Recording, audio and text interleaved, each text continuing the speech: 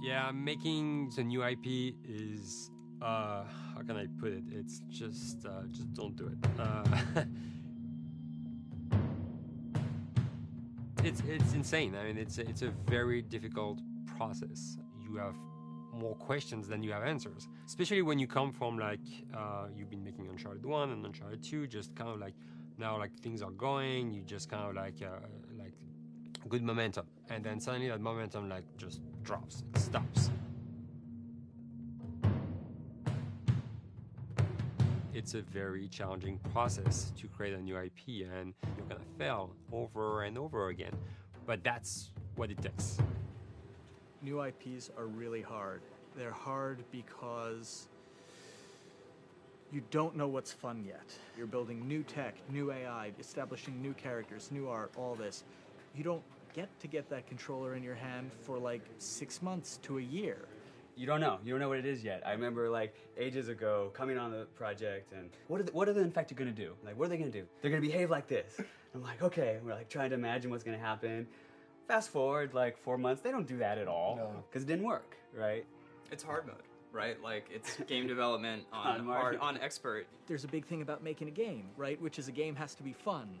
You get your first build where everything's working. You got player mechanics. You can walk around the world. You can shoot. You can melee attack people. You've got the AI in there. They're very intelligent, very difficult. And it's totally not fun because they snuck up behind you and murdered you in a second, and there was no way to figure out what was going on. We're making a game, by the way. Hey, James.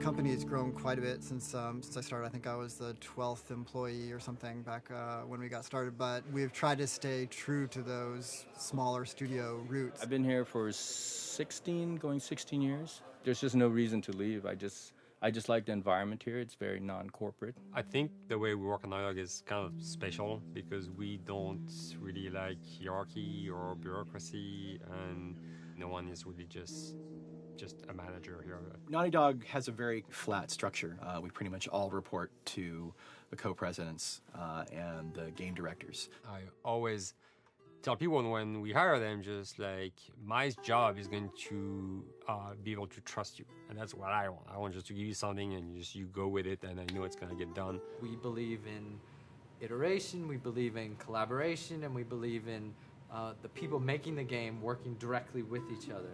When we have designers and artists, animators all mixed up, anybody that's working on the same tasks, the same characters, the same areas, put them next to each other so they can communicate a lot better. We don't have a lot of meetings because if you need something to get done, you just walk over and you talk, and then you go back to your desk and you finish it up. And I really like that. I like when I just walk in the office and I see just designers talking with the programmers or programmers over the animators and talking to them. I think that's when really the magic happens. Naughty Dog, we really try to cultivate a culture where anybody can criticize anybody else's work. And we encourage people to be blunt about it and not try to sugarcoat it too much. It takes too long to be nice sometimes. It's not personal. It's based on more like how can we make a better game. We want everybody to have a voice. We want to cut out all the bullshit if we can, making sure that people are making decisions not based on ego, but what is going to benefit the game. When you see that people trust your opinion and that they value it, it's such a great feeling. You really feel like you're working as a team on a collaborative effort. We want to sort of remember where we came from and why we were successful then and try to continue that success now. We make games. That's what we like to do.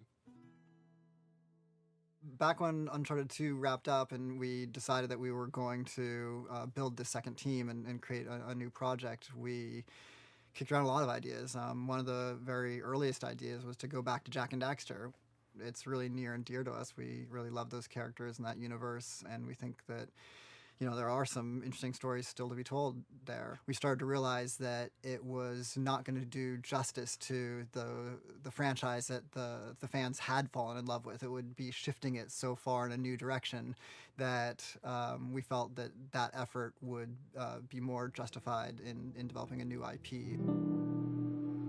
Neil and Bruce came to Christoph and I and said they wanted to do a post-apocalyptic game. I think the core essence of what they wanted to do, though, was to try to tell a story about two people and how their relationship evolves over the course of the entire game. That potential, oh wow, there is something very special about that game.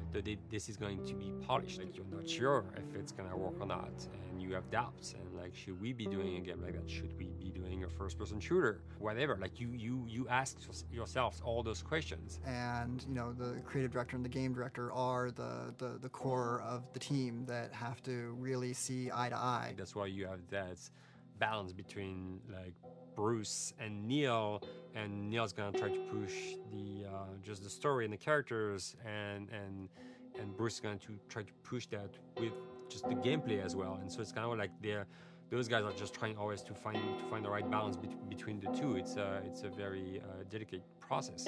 We feel that the interactive medium has an untapped potential to touch the feelings of the player. You have that connectivity, the fact that I'm actually in the world and participating in what's happening on the screen in front of me. It gives us some sort of advantage to make you feel connected with what's actually happening. At Naughty Dog, that's what we're trying to do, is pair story and gameplay together.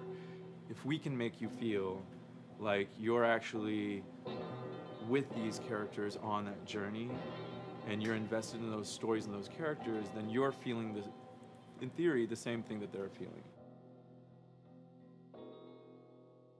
As the story evolved and took different shapes and different forms, the thing that was always there was Joel and Ellie. And because of that, everything kind of grew out of that relationship.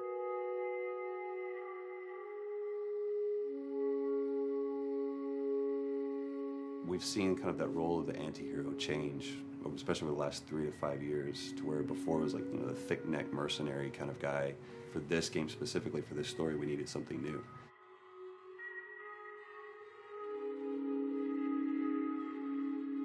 The reason we didn't want to make Ellie Joel's daughter from the get-go is because it wouldn't have anywhere to go. Of course, at that point, he'd be willing to do anything for his daughter because that is what a dad would do for his daughter. If they didn't even know each other at the beginning of the story, then we start from scratch. It's almost like the player has the same relationship to Ellie as Joel does.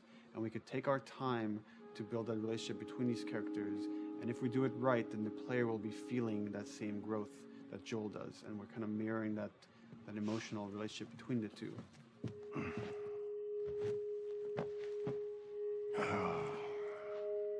What are you doing? Killing time. Well, what am I supposed to do? I am sure you will figure that out.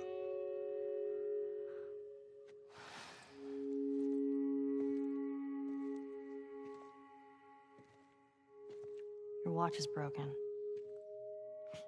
It's exciting that Neil wrote something like this, where he's like, I don't want to make the stereotypical characters. I want to make real people in this crazy situation and these forced to make decisions that are really tough. Like, what would we be like in those situations?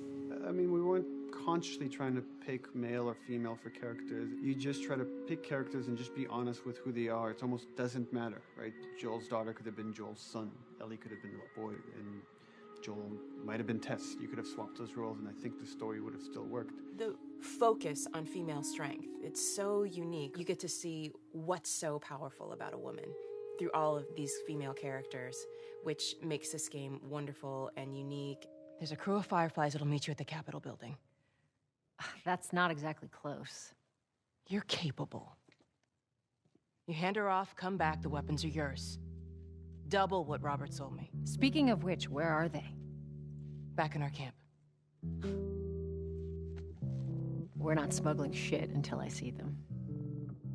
I want Joel to watch over her. Whoa, I don't think that's shit, the I'm not best Ellie. idea. him. How do you know them? I do think having a strong female character, especially like Ellie, is so rare in video games. And as a gamer, and more specifically a female gamer, it's frustrating to me because I'll see sort of the stereotypical female character where she's amazingly beautiful and huge boobs, and she's there to be either the love interest or just because they're like, well, we need to throw a chick in here.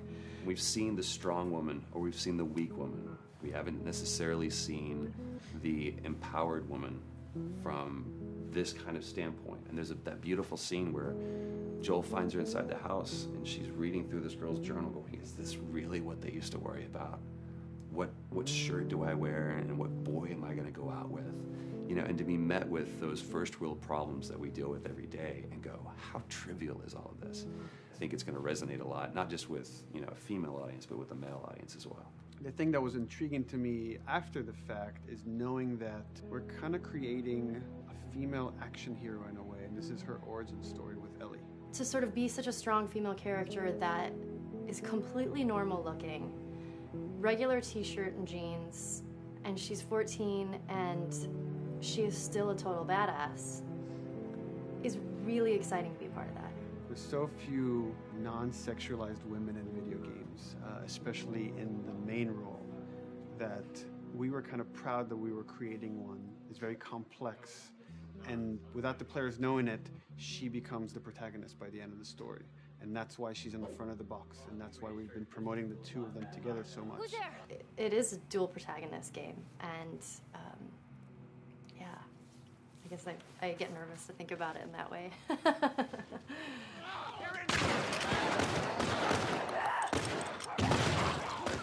We couldn't talk about it. In fact, in interviews we've been lying about it, saying you never play as Ellie because it was so important for that to be a surprise. Sorry, journalists. Here we go.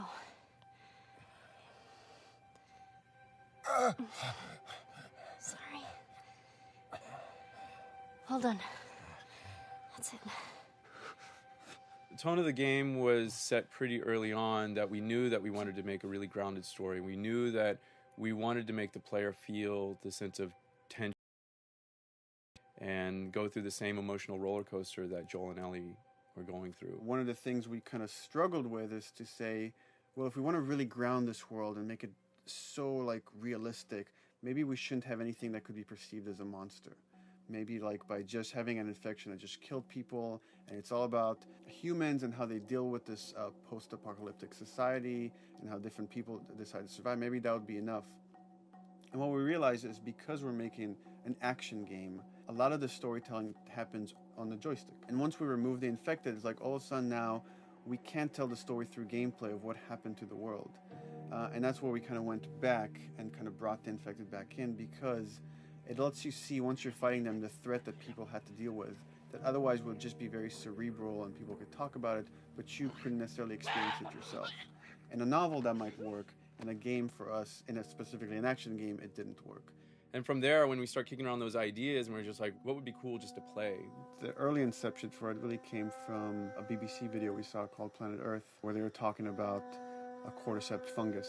This cordyceps fungus gets inside of the brain and controls these ants, and mandibles start chomping, they grow up to higher areas, cordyceps fungus sprouts out, and then it germinates. And essentially uses them to spread its infection and take over whole colonies, sometimes wiping them out. As soon as we saw it, we were intrigued by the idea of, what if it jumped to humans?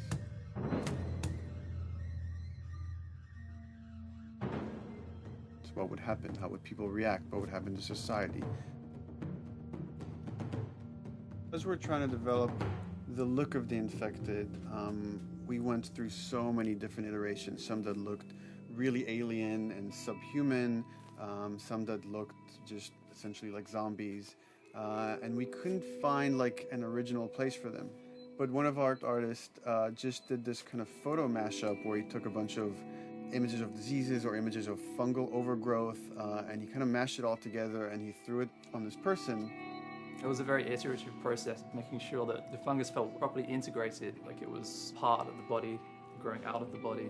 And not just fungus growing on the head, but it's tearing the face apart, cleft down the middle, this gaping maw of a mouth with the crooked teeth. And it's in great agony as its humanity and its brain is still somewhat functioning. Maybe you still have some human cognitive abilities or thought process back here. This isn't some decaying corpse on the ground. This is a living thing that's going to be coming after you in the world. The fungus is always the focal point. So you can see from a distance, oh, this guy's infected. I can tell straight away. In fungus, they have these beautiful saturated colors, and we really like that conscious of this something so horrific that it's going to like stop at nothing. It's relentless force of death, and yet elements of it are beautiful. It's not just about gore. It's not just about everything about it being scary, because to us it's actually scarier when things on it are somewhat benign or somewhat beautiful. It was evident that we were onto something that was quite a bit different and something that we hadn't really seen before, which was eerily human but very disturbing.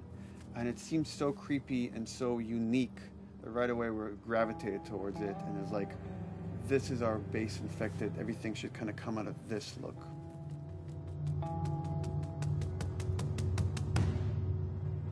So once we had this idea of the face-splitting kind of look that eventually became what we called the clicker stage.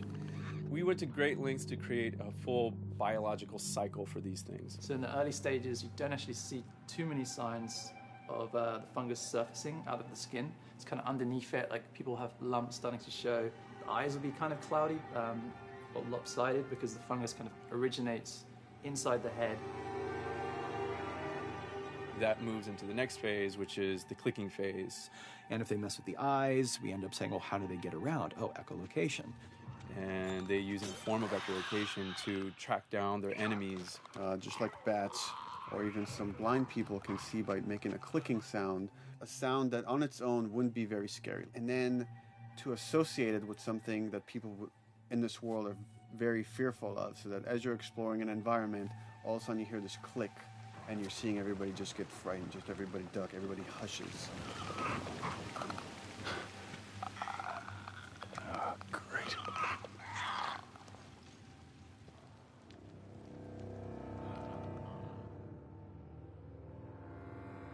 The bloater is the most severe of the stages.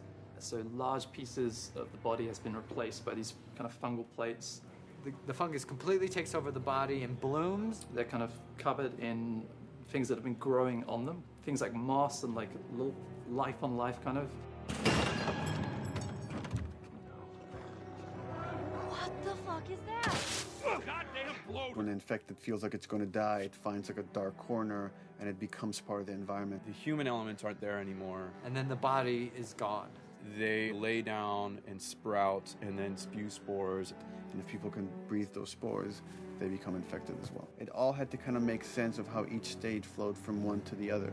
And that's hopefully how we've created a world that you can kind of look through it and understand the science.